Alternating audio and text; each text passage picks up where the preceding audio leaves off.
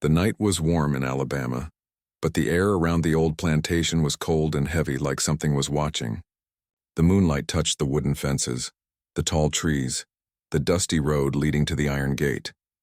Crickets sang softly, but even their sound seemed weak, as if nature itself was holding its breath. People in town had heard the whispers all day.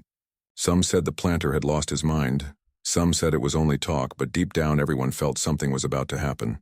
The old plantation house, usually bright and loud, was strangely quiet. The lamps burned low, the dogs barked without reason, and the gate made a long, slow creaking sound that echoed through the field like a warning. Under the big oak tree, the wealthy planter stood tall with a glass of whiskey in his hand, wearing his white shirt and dark coat, his boots covered in dust. His face looked calm, but his eyes were darker than the night itself, like he had already decided something terrible, and nothing could change it. His land stretched wide across the horizon, fields of cotton, stables, barns, and shacks where whispers never stopped. But that night even the whispers turned quiet when he spoke. A few steps away from him a man stood in chains. His wrists were bruised, his feet bare, his body strong, his back straight. His name was not said aloud because in this place slaves did not have names. But the fire in his eyes burned brighter than any name could carry. He did not bow. He did not flinch. He only stared at the planter with a look that said he saw through him. The wind moved gently through the field, lifting dust into the air like old spirits. The few workers who dared to stand near the gate shifted nervously, not sure if they should stay or run. No one could believe what they were about to witness. A few horses in the stable snorted loudly as if they too felt the unease. The silence grew heavier with every second, pressing down on the land like a weight that could crush bones. The planter raised his glass slowly, took a small sip, and then laughed, a laugh that was cold, sharp, and without warmth. It wasn't the laugh of a happy man. It was the laugh of someone who thought the world belonged to him, someone who believed he could do anything without consequence. He looked around at the small crowd. A few white men from town had come to watch, curious about the rumor. They leaned against the fence with wide grins, waiting for entertainment. A few enslaved men and women stood at a distance, eyes lowered but ears sharp. Everyone felt the chill when he spoke. His voice was steady, deep, cruel. "Tonight," he said, "I trade what is mine. Because everything I own, I decide its worth." The words cut through the night like a blade. It wasn't the drink that made people shift uneasily. It was the meaning.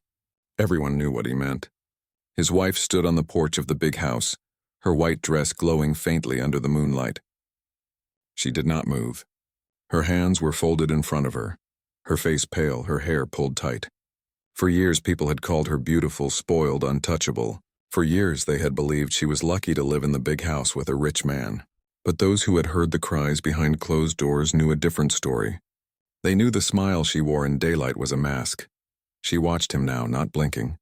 She had seen his cruelty before. She had felt it. She had lived it. But tonight, something in his eyes told her he was going to cross a line even he had never crossed. He turned toward the chained man with a cruel smile. "Tonight she belongs to him," he said. The crowd gasped softly. No one dared speak. Even the wind seemed to stop. The chained man didn't move. His chest rose and fell slowly like a storm holding back. The woman didn't cry. She didn't scream. She only stared. She had learned long ago that crying did nothing. But her silence was not empty. It was sharp like a blade she hid inside her heart. The planter walked closer to the chained man and lifted his chin with his finger like one might inspect an animal before a sale. His voice was filled with venom. "You should be grateful," he said. "You get what others only dream of." But the man in chains didn't flinch. He stared into the planter's eyes with quiet fire, and in that moment, something shifted in the air. A few men in the crowd whispered nervously. One spat on the ground. One laughed too loud just to break the silence. The woman on the porch slowly lowered her hands, letting them fall to her sides. Her wedding ring caught the moonlight like a sharp piece of broken glass. The sound of the night grew distant. The crickets had stopped. The horses were restless. A single crow called from the woods, and it felt like an omen. The slaves standing near the barn began to move quietly, inching closer, their eyes flickering between the woman and the man in chains. Something about this night didn't feel like a show. It felt like the beginning of something none of them could stop. The planter turned back to the crowd and raised his glass high like it was a celebration. "A man can trade anything," he said, Land, gold, animals, even blood. His laughter spread through the field again, but this time it didn't sound powerful. It sounded desperate, like a man trying to prove he still controlled the world. But the world had changed. And though no one spoke, everyone could feel it. The woman slowly walked down the porch steps. Her feet made soft sounds on the wood, and each step echoed like a drumbeat in the quiet. Her dress brushed the ground as she walked toward the gate, not looking left or right. She didn't look at the planter. She looked straight at the man in chains. Their eyes met and something silent passed between them. She wasn't free. Neither was he. But something bigger than both of them was waking in the night. The wind picked up strong and sudden, shaking the trees and rattling the fence. The lamps flickered like the flames were afraid. The crowd shifted again, uncomfortable now. Someone muttered, "This ain't right." Another whispered, "He's gone too far." But no one stepped forward. No one ever did. The planter smirked, thinking it was all fear of him. He didn't see the fear wasn't for him anymore. It was for something coming. The woman reached the gate, standing beside the man in chains. She did not touch him. She did not speak. She just stood there like a shadow that had finally stepped out of the house. The chained man's breath was steady. His eyes burned brighter. In the distance, the sound of the river moved slowly like something ancient stirring. The planter lowered his glass and gave the final order. "Take her," he said softly. Those two words hung in the air like a curse. And as soon as they were spoken, the air grew colder. A gust of wind blew through the trees, lifting dust into the night sky. Somewhere, a gate slammed shut without a hand touching it. The horses neighed wildly. One lamp blew out. The man in chains didn't step forward. He didn't need to. She took a step toward him on her own. The crowd inhaled sharply. The planter's grin widened, but deep inside something flickered across his face. Something he didn't want anyone to see. Fear. The people who stood there that night would never forget what they saw next. It was the night the planter's world cracked for the first time. It was the night when the trade he thought made him powerful turned into the very thing that would destroy him. It was the night the land itself seemed to whisper, and though no one said a word, everyone knew this was no ordinary night. This was the night he traded his own wife, and nothing would ever be the same again. She stood on the porch, the soft white of her dress glowing like a ghost under the moonlight, her hands folded loosely in front of her as if holding the last pieces of herself together, her hair tied tight but strands falling over her face from the wind that carried whispers across the field. Her face pale but not with fear. No, this was something else, something older, heavier, something she had carried for years in silence while the world looked at her like she was lucky, like being the wife of a wealthy planter was a blessing. But those who had heard the cries through the wooden walls at night knew better. They knew the laughter that came from the big house did not belong to her. It belonged to the man who owned everything around her, including her. For years she had lived behind those tall doors like a beautiful bird in a golden cage. With pearls around her neck and bruises, she learned to hide beneath silk sleeves. Tonight was different, though. Tonight her silence felt sharper than any scream. The planter stood under the old tree, his whiskey glass catching the light like a blade, his face twisted with a kind of cruel amusement that made the workers keep their heads down. His voice echoed a moment ago across the yard, cold and clear. "Tonight she belongs to him," he had said, and those words wrapped around the land like a noose. They did not come from a man. They came from someone who believed the world itself bent at his will. He thought this would break her, humiliate her, turn her into something smaller than a shadow. But she did not bow. She did not cry. She stood like a statue carved from sorrow and iron, her heart pounding steady like a drum that had waited too long to be heard. The slave stood in chains, silent but alive. His dark eyes fixed on her, not with pity, not with hunger, but with something steady and dangerous, something the planter could not control. It was not a look of a man broken. It was a look of someone who had seen too much pain to fear anything anymore. The chains around his wrists clinked softly in the night wind, a cruel reminder of the world they lived in. But he did not look away from her, and she did not look away from him. In that locked stare, something unspoken passed between them, like two people who both understood what it meant to be owned and yet to hold a piece of themselves no one could take. The townsfolk, who had gathered near the fence, felt that silence like a weight pressing down on their chests. They shifted their feet. They whispered under their breath. Some smirked because they thought it was just another show of power, but others looked away because deep down they felt something wasn't right. They felt it in the way the wind had changed, In the way the horses kicked against their stalls, in the way the dogs barked and then suddenly fell silent as if they too sensed something old and dangerous moving through the land. Inside the house, the lamps flickered, as if the walls themselves knew what was coming. Servants peeked from behind half-closed shutters, their faces pale and tight. They had lived here long enough to know when something terrible was about to happen. But tonight felt worse, heavier. The air was thick like smoke. Time itself seemed to move slower. The planter took another sip of his drink, the sound of his boots scraping against the dry earth as he walked toward the steps of the porch, each step hard and slow like he wanted everyone to hear that he was still the one in control. His grin stretched wide, but his eyes were cold and dead. He raised his voice again so everyone could hear. "She is mine to give," he said, "and mine to take away." And when he said it, a few people in the crowd looked down, not because they disagreed, but because deep inside they were afraid to look at what kind of man would say those words so easily. The woman's chest rose slowly as she took her first step down the porch, her bare feet touching the cold wood like it had been waiting for this moment all along. Her white dress swayed gently, the hem brushing against the dusty ground.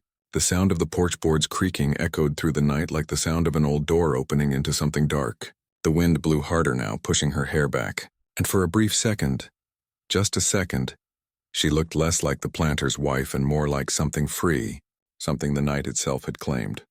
The slave straightened his back. The chains around his wrists rattled, but not like the sound of weakness.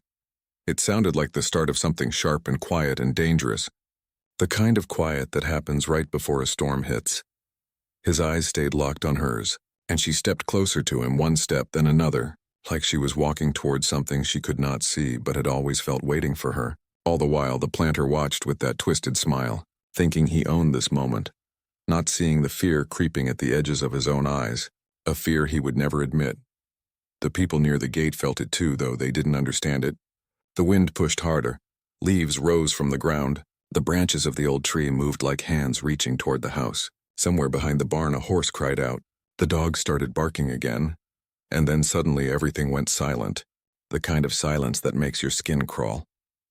The woman stood now only a few steps away from the chained man, her head held high, her breath calm. The planter tilted his head as if amused. He thought she had accepted her fate, but the truth was something else entirely. Her silence was not surrender. Her silence was a warning, and though no one could hear it, the land did. The air grew colder, not from wind, but from something that had been buried in the soil for too long, something that had been waiting for a night exactly like this when cruelty would open the door wide. The workers near the fence began to move back slowly, not because of the planter, but because the night itself felt alive. She took one last step down, her feet touching the earth, and in that moment something old and invisible shifted, like the ground itself exhaled. The planter laughed again, loud, drunk with his own power, and shouted, "Now you all see, this is what happens when a man owns everything." But even as his words echoed through the night, his voice trembled just a little, just enough for those watching closely to notice. The slave lifted his head higher. The chains rattled like thunder far away, and the woman looked up at the sky, her face calm, her eyes cold, and for the first time in years she felt no fear at all. That was the moment when everything changed. Though no one said a word, no one could explain it later. They only remembered the cold wind that rolled through the field, the way the lamps burned lower, the way the horses refused to move, the way the night seemed to lean in closer as if it wanted to watch, because everyone knew deep down, something bigger than all of them had just been set in motion, something no one could stop. The news spread through the small town like a storm rolling over the fields. Quiet at first, then louder. Faster, like fire licking through dry wood. Whispers carried from porch to porch, from stable to market, from the church to the muddy road that led straight to the planter's gates. Everyone talking about the same thing, the same night. The same trade that no one had ever imagined would be real. But it was real, and they all felt it, a shadow crawling through the air. People who lived miles away had heard already. Some pretended they didn't care. Some pretended it was just a rumor. But no one could truly ignore it, because it wasn't just a scandal, it was a shift. The kind that made the dogs restless and the birds stop singing at dawn. Behind the barn, a few field workers gathered in the dark, their backs bent from years of work, but their ears sharp, their whispers soft and urgent, their eyes flickering between the house and the tree where the man in chains had stood. They spoke no names. They never did. Names were dangerous in this place, but everyone knew who they meant. The woman on the porch, the man with the chains, and the monster who thought he owned the night. One of the old men, his hands rough from cotton and blood, whispered "tonight," and when he said it, everyone fell quiet because that single word carried more weight than 100 prayers. Inside the town's only bar, a few men leaned on the counter, glasses half empty, boots muddy from the fields, their laughter too loud, like men who laughed to hide the chill crawling up their spine. One spat on the ground and said, "He's gone mad," but another shook his head and grinned. "No, he's just proving who runs this place." And even as they laughed, no one looked at the door, because outside the wind had changed and everyone knew it. The preacher sat alone in the corner, staring at the flames in the lantern, his hands tight around his worn Bible. He whispered to no one. This land's been cursed too long, and when he said it, no one dared to interrupt. The slaves in the quarters had already stopped working hours ago. Though none would ever admit it, they moved quietly in the dark, packing what little they had, hiding things in the soil, their hearts beating like drums. Not because they thought they could run, no one escaped the planter's land, but because something in the air told them this night would not end the way anyone thought. Their mothers hummed soft songs to quiet the children, songs older than the land, songs that carried warnings wrapped in lullabies. By the gate, 2 white men from town leaned on the fence, watching the lights from the house flicker like weak candles before a storm. One of them licked his lips nervously. The other muttered, "He's playing with the devil tonight." But neither of them left, because fear makes men stay where they should run. Down by the river, the frogs went silent. The water ran slower, as if it too was listening. The man in chains was no longer under the tree, but every whisper in town carried his name like wind carries smoke. Everyone talked about the way he stood, tall, unbroken, even when the planter's voice had echoed like thunder, and though no one dared say it out loud, they felt it. He wasn't like the others. Something about him was different, heavier, like he carried a storm inside his bones. And the woman on the porch, they said her silence had more weight than any scream. The planter sat in his chair with the whiskey bottle beside him, his boots dirty from the yard, his face calm but his fingers tapping on the armrest like a man who didn't trust the quiet. His men had told him people were whispering. But he didn't care, or at least he pretended not to, because a man like him had never feared whispers, but deep down in the back of his skull, something itched, a feeling he couldn't shake off, the way the lamps flickered, the way the wind had changed, the way even the dogs refused to come near him that night. He raised his glass, took a slow drink. The burn of the whiskey didn't settle the unease in his chest. He looked out at the yard, empty now, quiet, and for the first time in years the land he owned didn't feel like it belonged to him. It felt like it was watching him. A young boy, barely old enough to work the fields, ran from the barn toward the slave quarters, breathless, his voice shaking as he whispered what he'd overheard. How the preacher said the devil walks on land when men trade what should never be traded. How the old women said the soil remembers every drop of blood it drinks. And how someone near the river had seen a black bird circling above the house, not moving, just waiting. The elders didn't answer him. They just kept looking at the ground, their silence heavier than his fear. Out near the fields, a gust of cold wind pushed through the tall grass, and in that moment everything, the frogs, the crickets, the night itself went quiet, not for long, just a heartbeat, but long enough to make every man and woman who felt it know that the night had changed. One of the older slaves looked up at the sky, his voice cracked when he whispered, "It's starting." And while the town whispered, the fields held their breath. The woman stood inside the house, staring out of the window, her hands tight around the window frame, her eyes sharp and cold. She could hear the voices carrying through the night, soft and broken like the wind itself was telling her the town was awake, watching, waiting. She wasn't afraid anymore, not of her husband, not of the whispers, not of the dark. She had lived with fear so long that it had burned out, leaving behind something stronger, something dangerous. The man in chains sat in the dark behind the stable, his wrists still bound, his body still strong, his eyes fixed on the house like a wolf watching the fire. He didn't need words, he didn't need promises. The night itself was speaking to him. The soil beneath his feet thrummed like a drum, steady and old, telling him this land would remember this night. And the people who thought they owned it would learn it was never truly theirs. In the distance, the church bell rang once, though no one touched it, a long, low sound that rolled through the town like a warning. The wind howled through the trees, and a voice no one could name whispered across the fields, carried into every room, every shack, every heart. It was not the sound of men. It was the sound of something old, something awake. Behind the barn, the old man whispered again, "Tonight." And this time no one answered, because they all understood. Something had been set in motion, and it would not stop. The paper was signed with a scratch of ink that seemed louder than the wind itself, the kind of sound that sinks deep into the bones, the kind that people don't forget even after years. The planter leaned back in his chair with a cruel smirk stretching across his face, the bottle of whiskey half empty beside him, his hand steady but his soul shaking from something he didn't understand yet. The men around him laughed, their boots against the floorboards, their teeth flashing in the lantern light. But beneath their laughter there was a weight in the room, something they all felt but none of them dared to speak. A storm that wasn't outside, it was right there, inside those walls. The woman stood at the doorway, her figure framed against the dim light, the silk of her dress brushing the floor like a whisper.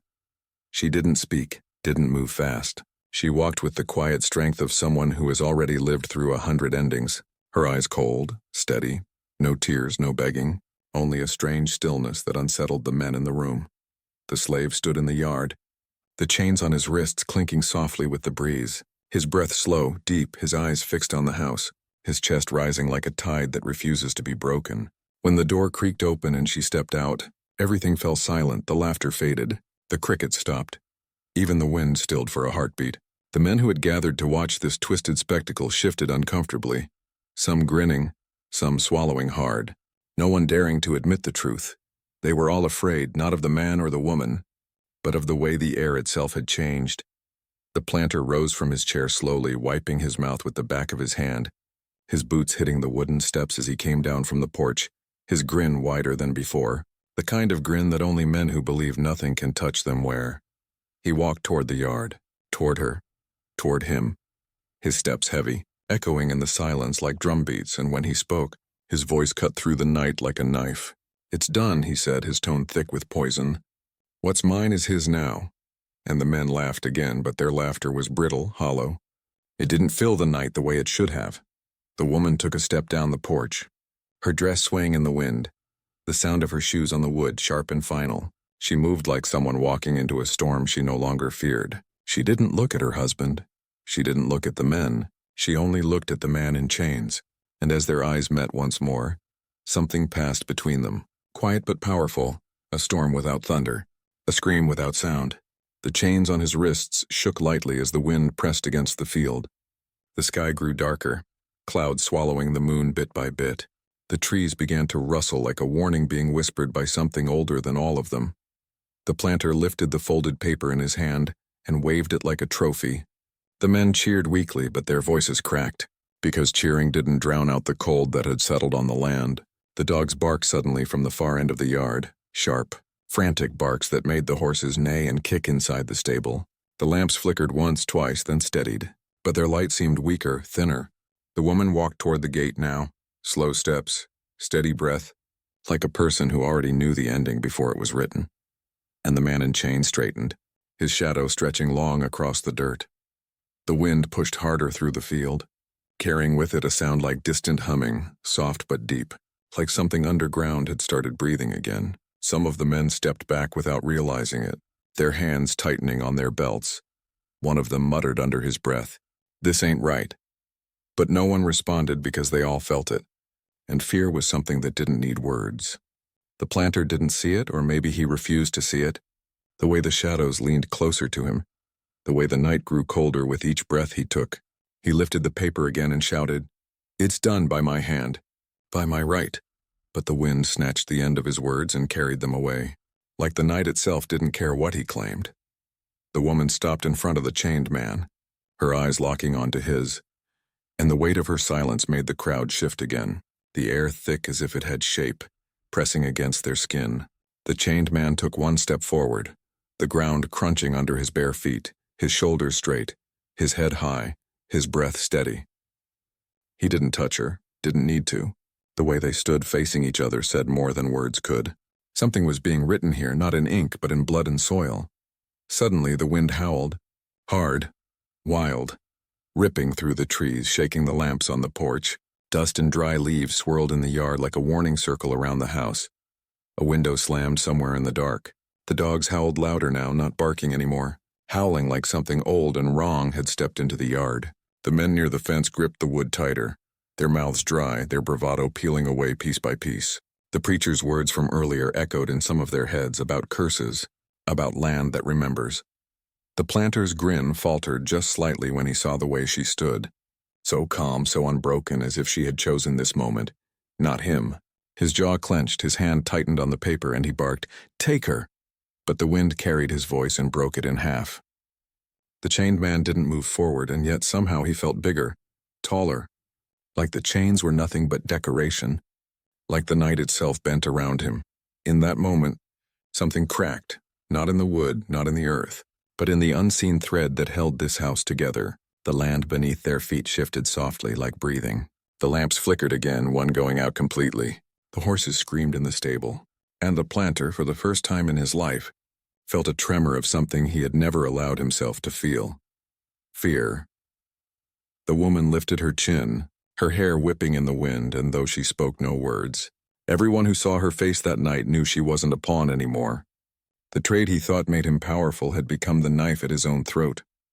The paper slipped from his hand, carried by the wind, disappearing into the darkness.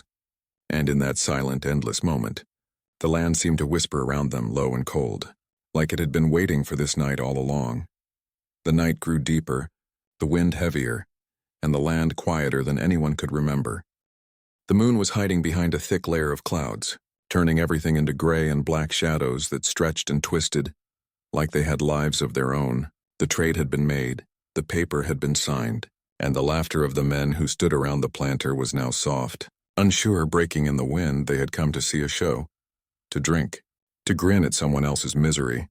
But none of them felt like laughing anymore because something was wrong in a way that made the skin on the back of their necks crawl. The woman was gone from the house now. She had disappeared into the darkness with the man in chains, and no one saw where they went. They only saw the lanterns flicker and the gate swing open by itself, slow and silent, as if the land itself allowed it. The planter stood on the porch with the empty glass still in his hand, staring at the darkness like it was a wall he couldn't see through. His grin was gone, his jaw tight, his throat dry. He barked orders, but no one moved.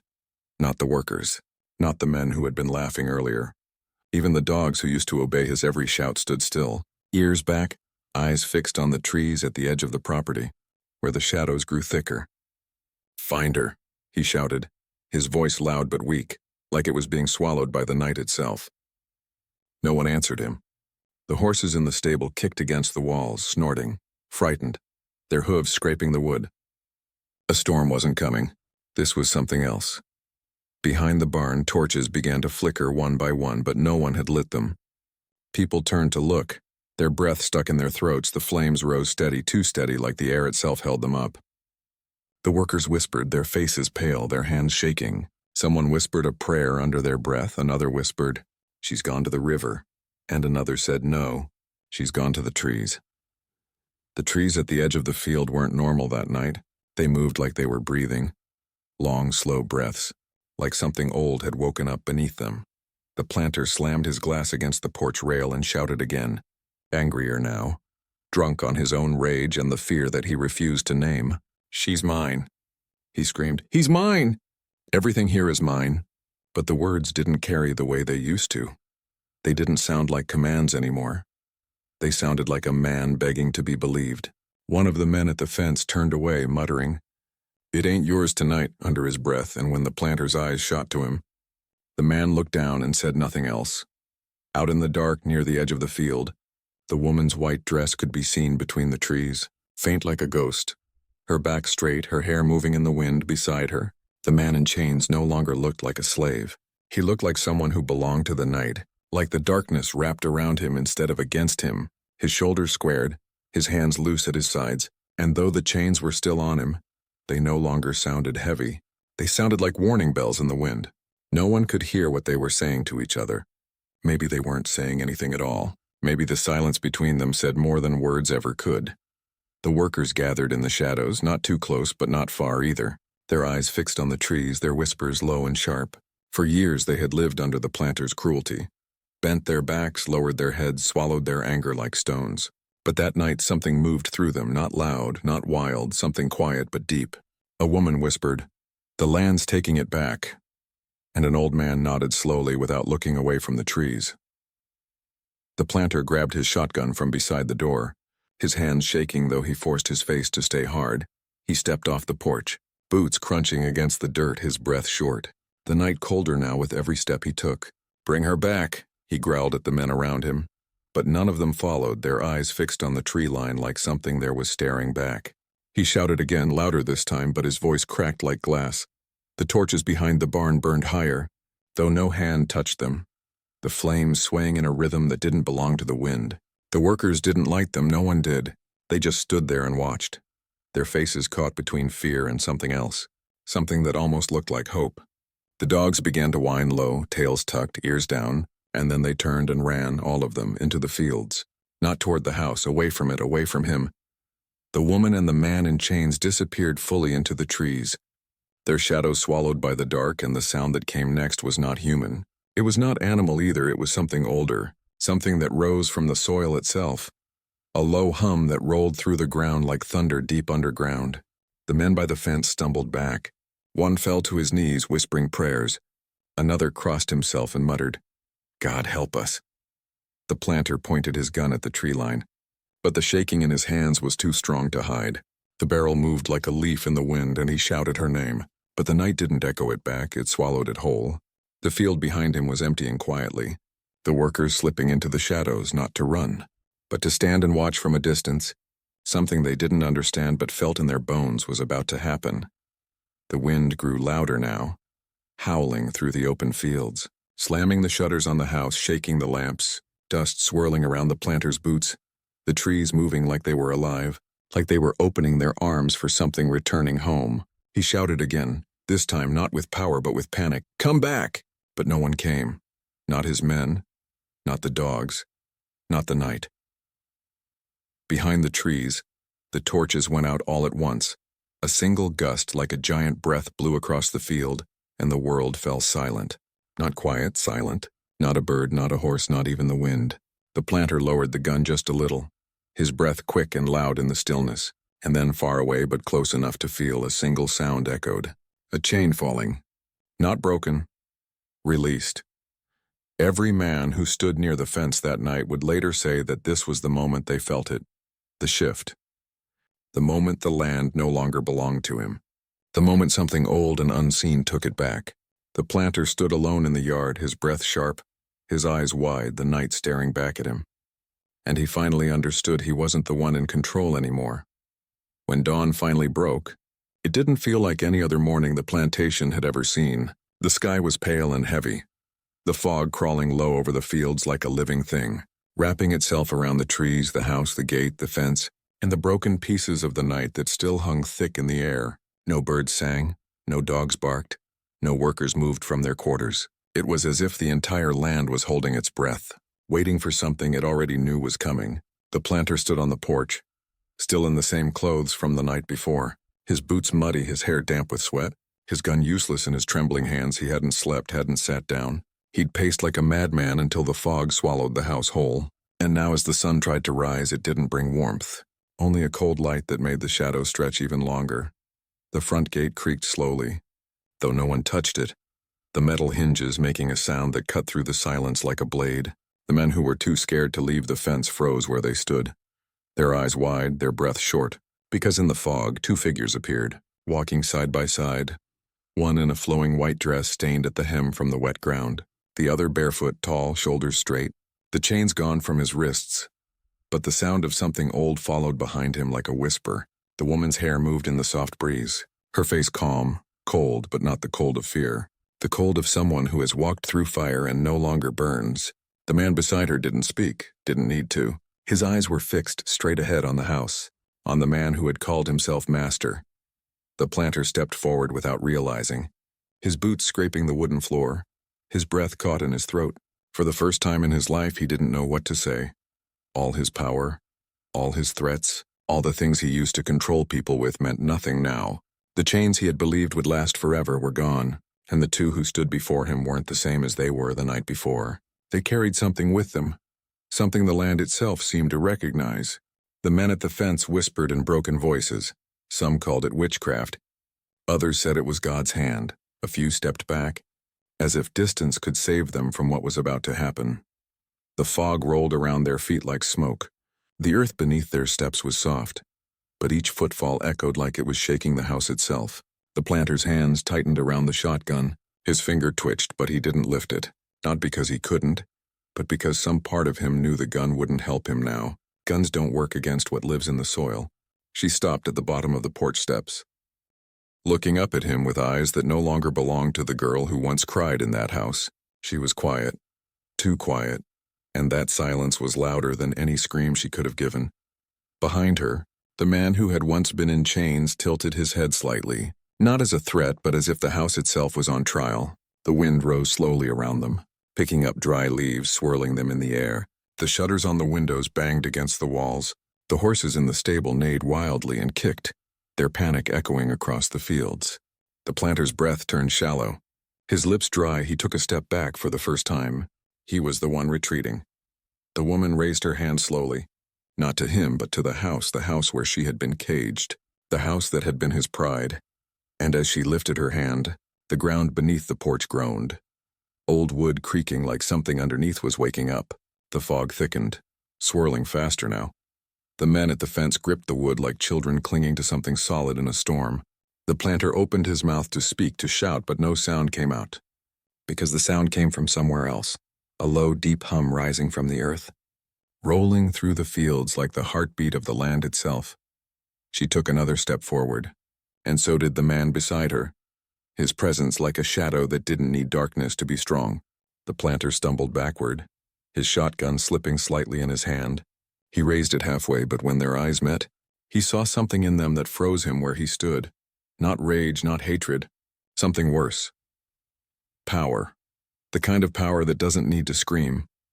The fog crawled up the porch steps now, reaching his boots like cold fingers, and the ground beneath the house trembled just a little, enough to make the wooden boards creak like old bones.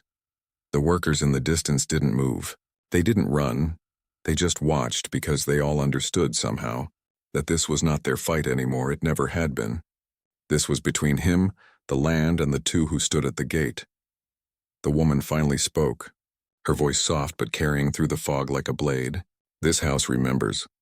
And those 3 words were enough to make the planter step back again, the shotgun clattering as his grip weakened, his heart pounding in his chest like a trapped animal. The chained man, no longer chained, looked up at the house, then at the planter, and the wind grew sharp, tearing through the fields, slamming the barn door open, sending loose hay into the air. The torches from last night lit again without hands, the flames tall and silent, bending in their direction. The planter shouted then, desperate, "You belong here! You belong to me!" But even he didn't believe the words as they left his mouth. The night had taken those words, stripped them of power, left them hollow. The woman stepped onto the porch, the boards groaning under her weight, the fog curling around her ankles like it followed her will. The planter raised the gun fully now, aiming it at her chest, but when his finger pulled the trigger, nothing happened. Not a spark, not a click, nothing. The barrel cold, useless, like the land itself had taken its power. He fell to his knees then, the gun dropping from his hands.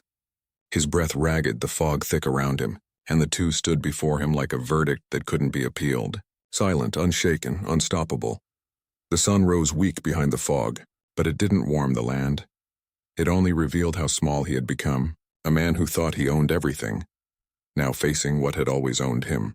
And as the wind circled the house like a living thing, the workers watched as the planter bowed not out of choice, but because the weight of what stood before him was too much to bear. She looked at him one last time, her eyes like the calm before a storm's final wave, and said, "This land is not yours." The ground beneath the porch let out a deep groan, and the house itself seemed to shudder. And in that single moment, every man who had stood by him, every whisper of power he had held, turned to dust in the wind. The dawn belonged to them now, not him. The house stood in the pale morning light like a wounded animal, still breathing but no longer proud.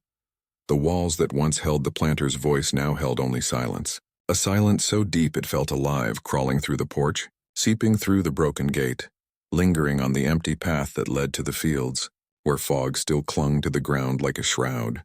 The men who had once stood near the fence were gone. The workers who had watched from the shadow stayed far from the house. None dared to step closer. Not after what they saw when the sun rose, not after the land itself had whispered back.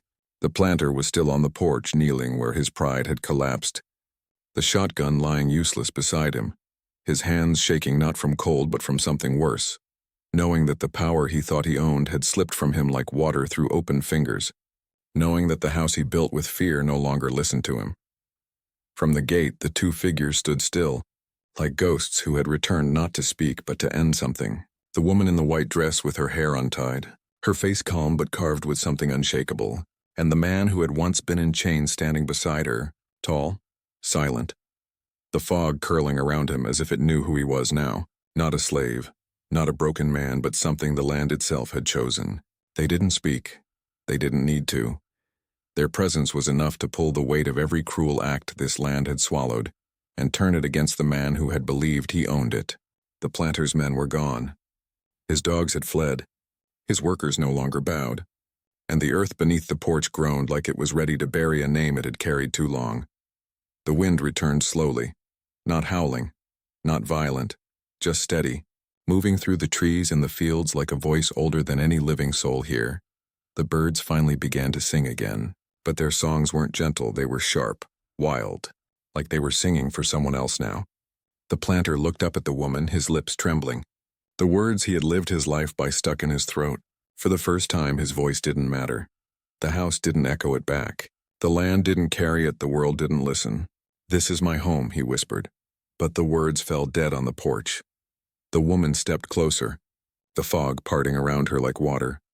Every board under her feet creaked like it remembered the weight of her years, the pain she had hidden behind the walls, and now it answered to her. Not him. The planter's eyes followed her like a cornered beast watching its hunter, his mind screaming for power he no longer had, and when she reached the top of the steps, she looked down at him not with hate but with a cold mercy that burned deeper than any blade. "Not anymore," she said softly. The man beside her moved forward, slow, steady, his steps sinking into the dirt like the land itself accepted him, and as he stepped onto the porch, the wooden beams that groaned under the planter's boots now fell silent. The fog thickened around them, curling like a crown around the man who once bore chains. The planter stumbled backward, pressing his hands against the porch rail, his breath short, his chest rising and falling fast, but there was nowhere left to run. The world he built with cruelty had closed its doors to him. The workers at a distance stood still, their eyes wide, their faces hard. Some of them whispered to each other, not prayers but names, names they hadn't dared to speak before, names the planter had tried to erase. But the wind carried those names into the house, into the ground, into him. The house creaked again, louder this time, like the old bones were ready to let go. The woman knelt down slowly in front of him, her white dress brushing the wooden floor, and for a brief moment it was as if the world had frozen.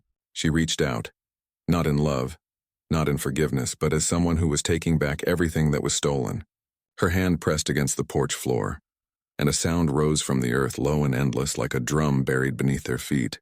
The man beside her placed his hand on the porch railing, his fingers closing around the wood with the strength of someone who belonged here, someone who had survived every cruelty and still stood taller.